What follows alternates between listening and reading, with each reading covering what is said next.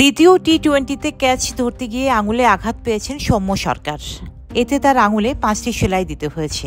এই চোটের কারণে তৃতীয় টি-20 তো বটেই, আরও 3 সপ্তাহ খেলতে পারবেন না বাঁহাতি এই ওপেনার। উইন্ডিজ ইনিংসের 6ষ্ঠ ওভারের মাঝপথে ঘটে এই দুর্ঘটনা। তানজিম সাকিবের বল খেলতে গিয়ে স্লিপে ক্যাচ তুলে দিয়েছিলেন উইন্ডিজ অধিনায়ক রোবম্যান পাওয়েল। সেই ক্যাচটি নিতে গিয়ে আঙুলে মারাত্মকভাবে চোট পান সৌম্য। আঘাত বেশ গুরুতর হওয়ার কারণে সৌম্যকে হাসপাতালে পর্যন্ত নিতে হয়েছে। সংবাদ বিজ্ঞপ্তি পাঠিয়ে সৌম্যের চোটের অবস্থা জানায় বিসিবি।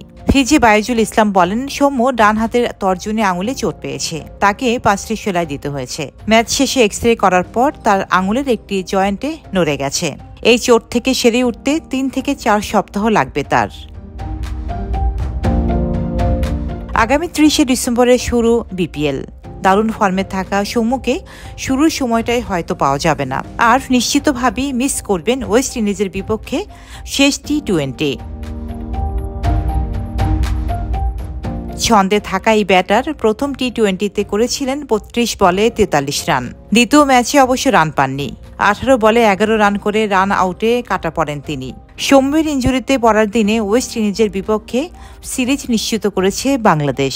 129 রান করে স্বাগতিক দলকে 102 রানে আটকে 27 রানের জয় পেয়েছেন লিটন দাসরা। ডেস্ক রিপোর্ট, সাম্প্রতিক দেশকাল।